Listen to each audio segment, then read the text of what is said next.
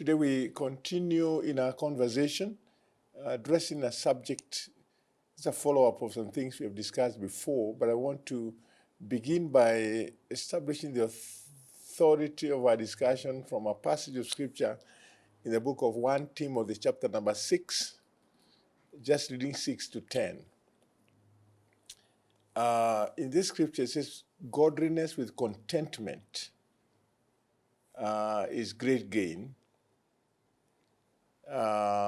And when we talk about godliness and contentment being a great gain, we are also reminded that we brought nothing in this world and we shall take nothing away. It says, Father, if we have food and covering, which means clothing, with this we shall be content. But those who want to get rich fall into temptation and snare and many foolish and harmful desires which plunge men into ruin and destruction.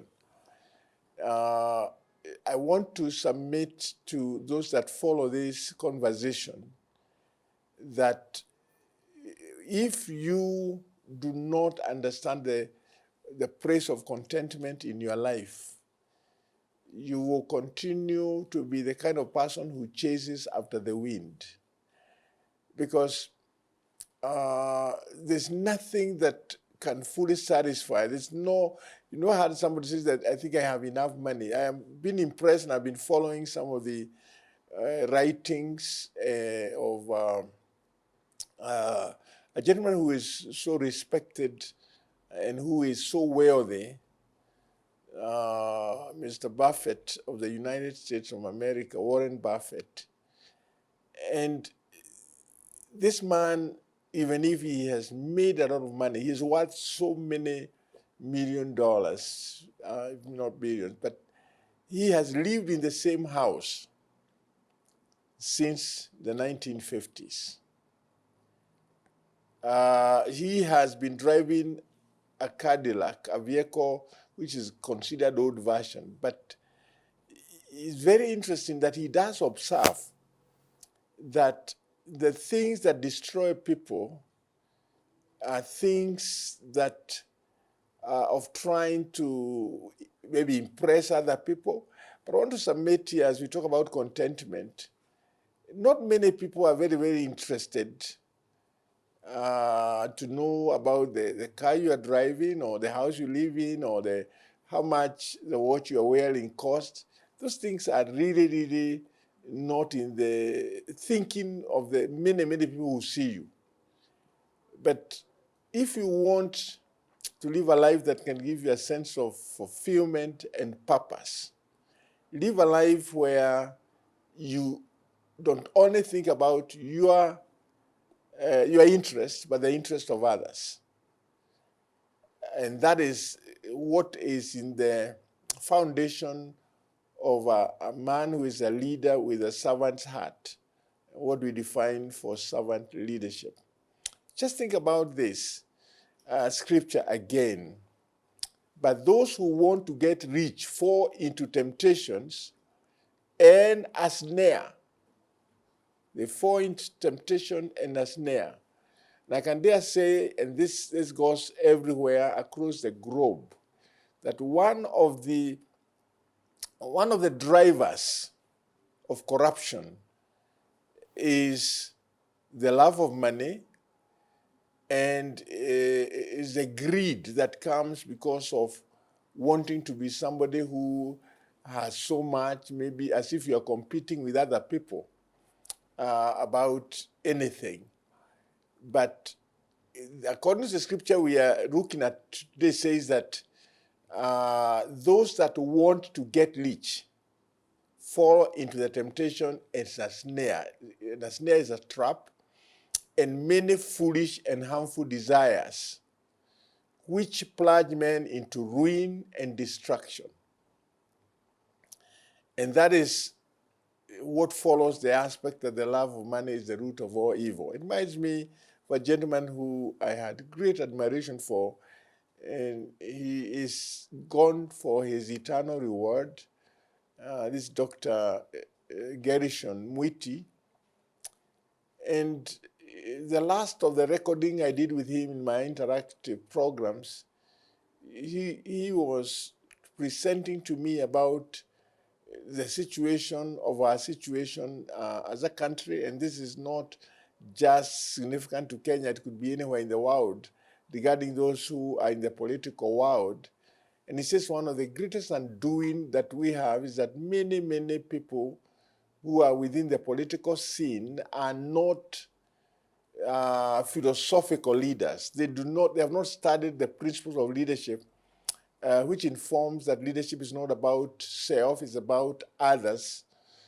But so we have a lot of people who are members of parliament, members of county assemblies, people in any ranking position within government who are merchants. And merchants is about the money. It's about the trilogy of 3 P's. Pride, pressure, and possessions. And they just think about possessions, so they are driven. And this is what drives the aspect of the love of money, and it's like people become so arrogant, and they also are just in pursuit of pressure. They can pay anything to get the kind of pressure they want, and of course the aspect of possessions. And I want to submit in this conversation that the most important thing in life cannot be found in either possessions or pressure. What can give you a sense of fulfillment in life is what you do for the interest and service of other people. If you're a leader, whether it's in the church front, whether it's in the corporate world, whether it's in the political world, you need to understand how you cultivate a culture of selflessness and a culture where you do not take advantage of your office to be able to advantage yourself by fraudulently using money that is not yours. One of the conversations that has been going on, and I am many times listening to some of the conversations going around, is the feeling, especially in the country of Kenya, that there are those who feel that the governors need to have a lot of devolved services should go there, and members of parliament are not supposed to even control things like CDF and all that. There's a big debate going on currently in Kenya about this. But on the other side, there are people who say, wow, from what we know, there's a lot of corruption within the county government as well. A lot of governors are diverting. Just not long ago, I had the controller of budgets say that even when people who are being owed by government over time and paid bills, certain instruction was given from our office about people who should be paid. But then within the county government, they diverted that to either pay either people who they have an interest for what they get as kickbacks, and have not paid all that was enlisted. So what am I saying? Is the issue of corruption informed by greed. And what is going to help us, not just Kenya, not just East Africa, not just Africa, but the world, is to trust that we can have leaders who understand what it is to take responsibility of the interests of the people who they are called to serve. I will continue with this conversation, and we're going to examine a few more biblical principles that inform us of the need and the call to understand the praise of godliness with contentment, which is a great gain.